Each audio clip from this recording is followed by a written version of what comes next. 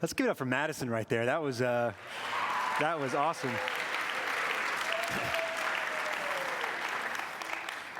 I love that song, and it means more to me even now, which I'll get to in a minute. But Cody, man, thank you. Cody was the best man at my wedding. Sad to see him, kind of transition, but grateful he's going to be here, and he's inspired me in so many ways, man. I appreciate what you shared. You're amazing. Today we've had a great time of honoring. I mean, last week was a super special, meaningful moment, in time, getting the chance to celebrate Sam Lang, and even this morning getting a chance to honor Cody, and we're gonna have some more just kind of honoring time. We had a blast last night with our youth and family ministry. We got a chance to celebrate, the end of our year together.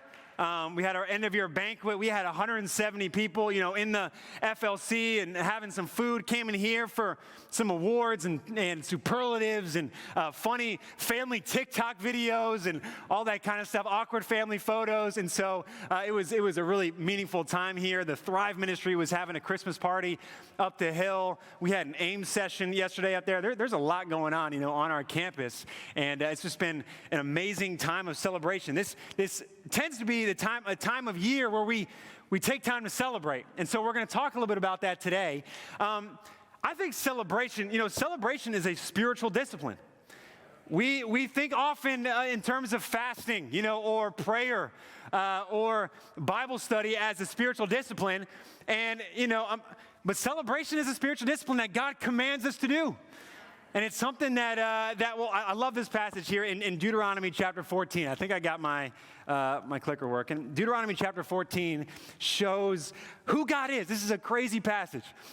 He says, you must set aside a tithe of your crops, 1/10 of all the crops that you harvest each year. Bring this tithe to the designated place of worship, the place the Lord your God chooses for his name to be honored, and eat it there in his presence. This applies to your tithes of grain, new wine, olive oil, and the firstborn males of your flocks and herds. Doing this will teach you always to fear the Lord your God. Now, when the Lord your God blesses you with a good harvest, the place of worship he chooses for his name to be honored might be too far for you to bring your tithe just because you're super rich, at that moment that year, right? So if that's the case, if so, you may sell the tithe portion of your crops and herds, put the money in a pouch, go to the place the Lord your God has chosen. So basically, kind of sell it to grab some money for yourself. And then when you arrive, you may use that money to buy any kind of food you want, cattle, sheep, goats, wine, or other alcoholic drink. Then feast there in the presence of the Lord your God and celebrate with your household. So he says, hey, set aside 1/10 of your income. Is it for the poor? No, that's a separate tithe. Is it for the needs of the community? No, that's kind of a separate tithe. This 10% of your income, what I want you to do with it is I want you to take all of it. Go to the place where I want you to go and celebrate there. Have a party, have a feast, enjoy hanging out with one another so that, and I love what it says, so that you learn to fear me. Celebration is for us to fear God more, to just be more in awe of who God is. That's celebrating. Back in the day, we had our newsletter. Our newsletter would show, how much our weekly contribution was. And that was usually 10% of our income on a weekly basis, right? Which is about $40,000. If you were to multiply that, right, by 52 weeks, that's a little under $2.1 million. Let's say that we at North River decided to have a party with a budget of $2.1 million, all right? And that was just for us, that we had to use all of it, okay? What would you do? I'm sure you wouldn't be buying, your $2 chuck, at Trader Joe's and stuff like that. I don't know who you would fly in. You'd fly in, Beyonce to perform. I don't know what it was. What would you do, with a $2 million party that we threw for ourselves? God commands us to do that. What kind of God commands us to celebrate, in that kind of way? God is the most joyful being in the universe. Jesus was the happiest, most joyful man to ever exist. That's who Jesus was. I don't know if we think about him often in terms of those ways. We think about him more serious, a teacher, a rabbi. Jesus was the happiest guy to ever exist. And that's who we get to follow. And so today, in the spirit of celebration, I wanted to take some time to celebrate. Number one, I want to celebrate you guys. And then I want to pivot, and I really want to celebrate Jesus together, and just talk about Jesus, and just get a time to celebrate him. You know, one of the ways I wanted to honor our volunteers, and take a moment to honor our volunteers. You know, we have a great staff here at North River, but really the work in the church is done by our volunteers and by the people that are working behind the scenes. They're not getting recognition or honor or payment for what they're doing. They're just here to serve God, serve us. And if you look around the church, it's amazing at how many people we have serving. Let's just take, these Sunday mornings, for example. We got our incredible usher team, our worship team, our tech team, our security team, our kids ministry teachers. Can we just give it up for that group right there? That's so helpful, for us.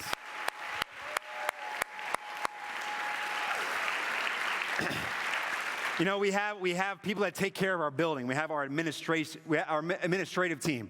We have our facilities of volunteers that are so helpful in making our church campus the way it is. In our different communities, we have our incredible youth and family volunteers, that we got a chance to honor last night. We have our Hope chapter representatives. We have our family group leaders that work tirelessly just to kind of help encourage, the rest of us. Our community leaders that help just kind of organize and encourage and help facilitate the amazing communities that we have. Our elders, all right, that are volunteering for us. Incredible leaders and shepherds for us. They're amazing. Our deacons, our community shepherds, they're just kind of trying to help out in the different communities. And our campus ministry, we got our campus shepherds that dedicate time to helping shepherd and encourage the campus ministry. Our campus interns, our campus lunch coordinators, those guys are incredible. The people that help out with the Angel Tree, our Yes program, okay? Can we give it up for our Yes program and all that they do? People are new to North River coordinators. I mean, there are so many. I want you to think for a minute. Maybe I missed one in there, but think through just the ones that you know of in your life that serve you, that care about you, that kind of make this the family and community that we have. We are so blessed and so lucky, and we really just want to take a moment to honor and recognize and thank so much our volunteers. I want to give one more round of applause for our volunteers. Thank you very, very much.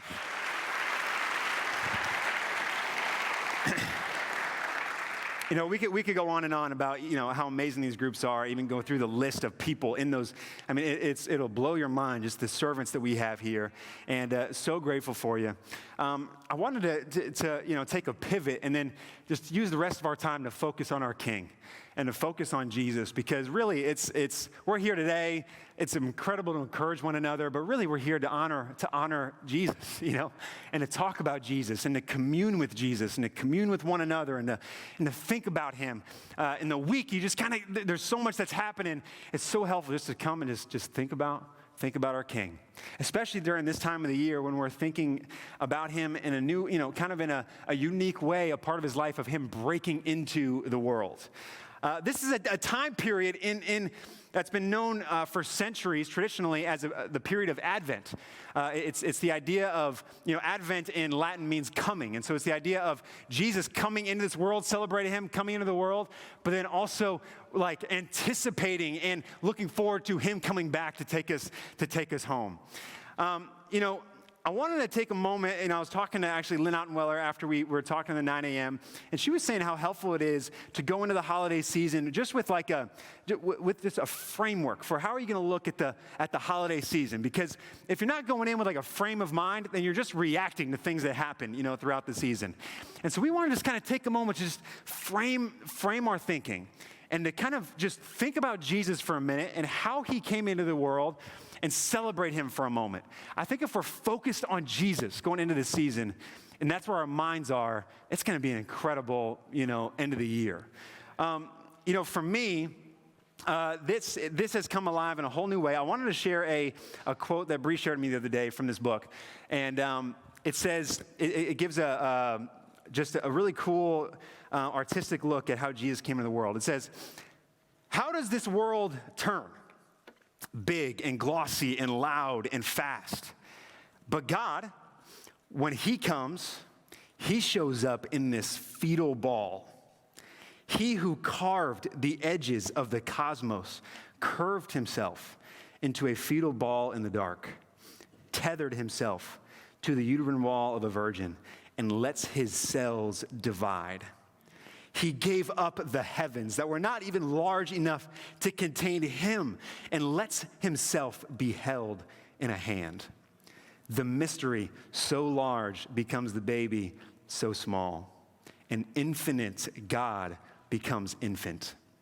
The giver becomes the gift, this quiet offering, this heart beating in the chest cavity of a held child, a thrumming heart beating hope, beating change, beating love, beating the singular song you've been waiting for, that the whole dizzy planet's been spinning around waiting for.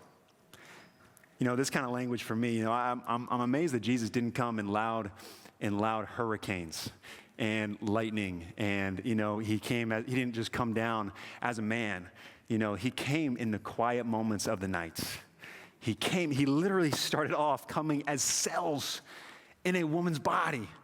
Like, that's how Jesus came into the world. And for me, you know, it's amazing. You know, my wife Bree is 31 weeks pregnant, and we have a little daughter that's supposed to come in early February that we're really excited about. Her name is going to be Maria Noel, all right, and we're calling her Mari, and she's going to be amazing. And it was crazy. Even the other day, you know, Bree said, "Hey, you can kind of feel her poking out," and so I went to go kind of touch, and I could literally feel like a bump there of something, and I touched it, and then it like retracted, and I was like, oh no, I must have hurt her, you know, or something like that. But it was just kind of the idea of like, there is a creature, you know, inside of there. Like that is a wild, that I touch and it moves. Like that's a crazy, wild thing, you know, to think about. They tell you, you know, that you should sing, you know, to your baby as she's in there because she can hear your voice and know that. And that's such a wonderful thought. It has been so much harder in practice, you know, than it has been, you know. You try staring at someone's belly button and singing, you know, something. And then having an audience, you know, where that's judging your singing, you know, right there, you know, with you. It's harder than it sounds, but, you know, I'm trying to be a good dad, you know, already with some of that stuff. You know, but it is going to be crazy because when she comes out, she's going to be 100% totally dependent on us to keep her alive. And when you think about Jesus, like God entrusted us and people enough that he was going to be totally dependent on us for a moment. That we were going to hold, that Mary and Joseph were responsible for keeping God in the flesh alive. That is a wild thought. Another day, I was taking a prayer walk around here, and I just started praying. I just started getting really excited praying for Mari, and I was just praying that we just become best friends, and praying that we just get really close. I started getting emotional, and as I was praying and thinking about her, and just getting so excited to meet her, so excited to be in her presence. And again, there's nothing that she's done. There's no reason why other than that she's mine, and I get to be her dad, and I just feel so excited to kind of be in her presence. And I think about God in that way and how much he cares about being with us. You think about him in the garden for the first pages of the Bible, wanted to walk through the garden with us. And that didn't work out as much, so he brought the tabernacle to dwell among his people. And the temple he brought to kind of say, okay, I'm going up another level. Then he's like, okay, I want to even go another level. I'm going to put myself inside of them in the most intimate of ways. I'm going to come out and then walk among them as a human being to show them the way. And that's not even enough. It says, once I die, I'm going to send my spirit so that every person that wants it can have me dwell within them. I want to be with them. I want to walk with them. I want to be in their presence. I want to hang out with them. I want to be their best friend. That's where God has like proven that again and again that he wants that from us. You know that you know that scene in It's a Wonderful Life where, you know, the guy just says, "Hey, what do you want? You want the moon? I'll tie a lasso around the moon and bring it down here. You know, bring it down here for you if that's what you want." And I think that's how God views us. He's like, I want to communicate my love to you in whatever way that I can, in so many different kind of ways. What do you want? You want the most amazing creations that you could possibly see with your human eyes? You want mountain ranges and incredible sunsets and water and these crazy looking plants and millions of species of animals, and not just plants that feed you, but plants that are just beautiful to look at and just kind of blow your mind. And how about you want some food that not just to sustain you, but like you taste this kind of food, and it's just like incredible, and it brings you happiness and joy. He's like, what do you want? You want me to write that stuff down so you never forget it? I'll have people write it down for you. I'll write some love letters to you. What do you want? Do you want poetry? Me to sing you songs and have people write poetry about me so we can connect in that way? I'll do that for you. You want some prophets that could come and speak my very words to you so you can understand who I am? I'm willing to give that to you. You know, what do you want? You want me to light a bush on fire so that you can see who I am in my presence right there? Do you want miracles? What do you want? I'll give it to you. I'll give myself to you. I'll come down and become one of you. I'll leave heaven and I'll come down to be one of you because I care so much about walking with you. I care so much about being connected to you. What do you want? You want me to shed my blood for you? I'm willing to do that. I'm willing to be tortured for you. I'm willing to give it all up and die the most painful death known at the time. I'm willing to do that so that you just know how much I want to be with you, how much I care about you. You want me to take down death itself? I will take out death itself and rise from the dead just so you know how much I care about you. That's the God who we serve, who just wants to be with us, who cares about us that deeply, and he just wants to be with you. And to me, there's nothing that is more evidence of that than God being born among us on that day, that lonely night, 2,000 years ago. You know, God is obsessed with winning you over. He is obsessed with making you know how much he loves you. He's obsessed with wooing you. That's who our God is. We had an amazing teen retreat a few months ago, and Jeff Rohrbaugh, who leads our Camp Swamp, he posed really interesting questions to our high schoolers. He said, if you were to have a debate with your friends right now, and he had them debate, he said, was Jesus more God or was he more human? We know he was both, right? And they said, which of them do you think he was more of? And he had people raise their hands in debates. And he said, you know, that question right there is vital to how you view life. That question. And he made the point, I mean, we know that Jesus was powerful. He did so many different things. You know, as a side note, it's amazing that Jesus never used his power for himself. He always used his power for those around him. Never used it for his own advantage and for his own gain. We know that Jesus was powerful. We know he had some of those divine abilities. But Jeff made the point of saying, I think that Jesus, by choice, chose to become more human rather than more God. And we already talked about how he started off as a small group of cells, you know, in Mary's body. Like and then he was born, and then he had to be raised. He had to grow up. He had to learn how to be a human being, you know, much less be Jesus, right? He had to grow up. Now, what do you think it was like, you know, as Jesus was growing up? We know that there were rumors going around that Jesus was born out of wedlock. You know, that would have been super disgraceful, you know, at that point in his life, you know, in that society, even more, you know, than today with some of that stuff. So was he made fun of a lot by the different families? Did he go around thinking that there was a scarlet letter on him because people always were judging him and mocking him and wondering, you know, just how he was born? The pressure he must have felt, you know, from the kids around him. Did he feel like an outcast and different than everybody else? How did Jesus figure out that he was the Messiah? You know, Jesus, like, was he 3 years old and all of a sudden it's like he understood, I am the Messiah? You know, like how did that just come to him?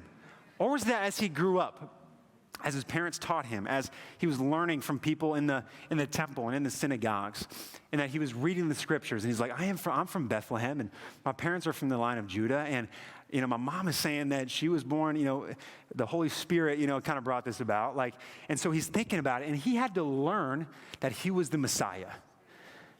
What implications would that bring along for him, and the pressure that he would start to feel knowing that he was the Messiah, knowing that he was going to have to rescue God's people, knowing that he was going to be the Savior of the world, knowing that for thousands of years, his words were going to be immortalized for people to dissect, that he was going to be on the operating table for centuries, for people to misunderstand and misquote and not totally understand what he was doing and judge him for things and reject him.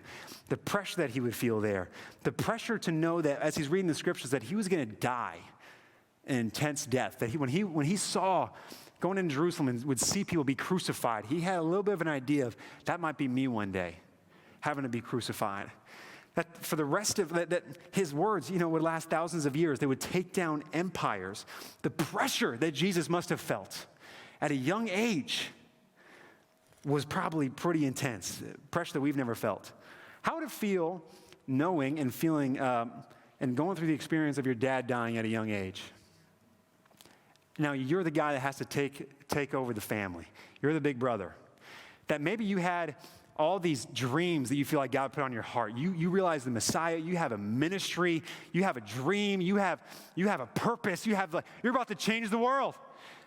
But then he's got to work a construction job until God says that it's his time, just to take care of his brothers and sisters. He's in this no-name town, working a construction job, waiting around just for God to kind of make the time right. The pressure that he must have felt of like, man, I just want to go. But the pressure then to know that you cannot sin. That he knew that he could not, he had to set an example in that way. He had to struggle through that stuff.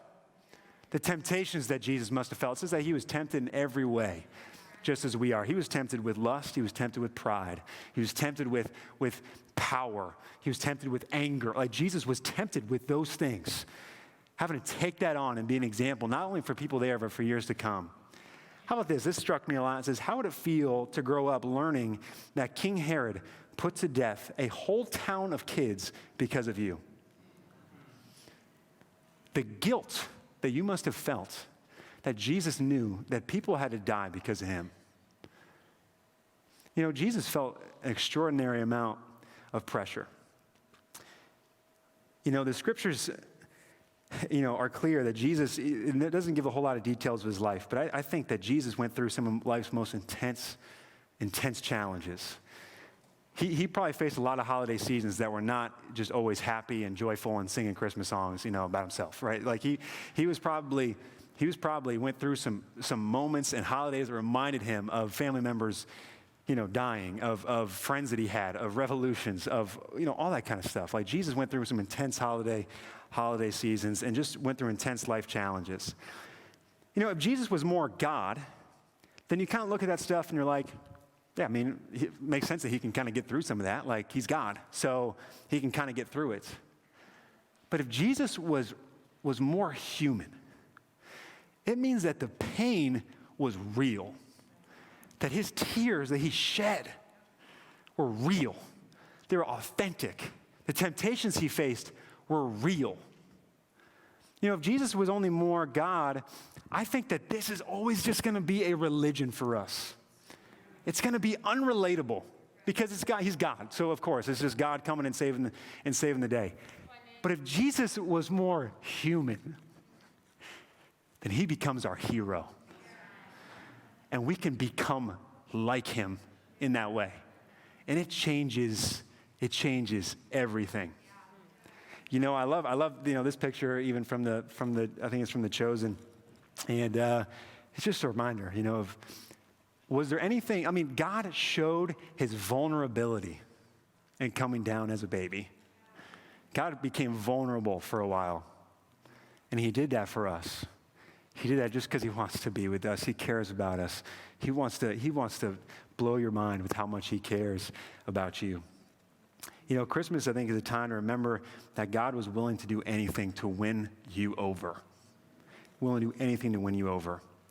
As we go into it, we're talking about celebration. I think this should bring us some of the most celebratory times ever, knowing that Jesus took on human form. God took on human form just for us. We should celebrate and throw huge parties, this Christmas, remembering that. And I hope we can just take a moment to frame our thinking that it's not about all the distractions, but we just kind of get a chance to remember God became human. Like, that is a crazy concept. We get a chance to remember. We get a chance to thank him. And we get a chance to anticipate the day that our hero is going to come back and he's going to bring us to be with him. And the party that we're about to experience in heaven one day together is about to be like nothing we can even imagine and fathom. What I wanted to do for the next few minutes, before the rest of our service is, we are family in here, and I wanted to get a chance to even just get a moment just to turn to the person next to you and the group next to you and share, like, how can you celebrate God in the last couple of months, from your life? And get a chance to share about Jesus, maybe how you've seen him work. And just get a chance to talk about it, for a minute together. And then we'll come back. But to me, there's always something that we can celebrate, from who God is and from what he's done. And so I wanted to get a chance just to turn to the person next to you. If you just want to hang out and just kind of listen for a while and think about it to yourself, that's totally cool. Obviously, we want to keep, be respectful of COVID and not getting in people's faces and, staying in your seat and stuff like that and not getting up to find, your discussion group or whatever. But just for a few moments, before Jeff comes up, I just wanted to get a chance just to talk with the people around you and share, man, how has God blessed you, over the last couple of months, and how can you celebrate him? I'm going to say a quick prayer, and then we'll get a chance to do that together before we continue with the rest of our service. Father, thank you so much for Jesus. God, we are humbled that you would become one of us, that you would show us the way.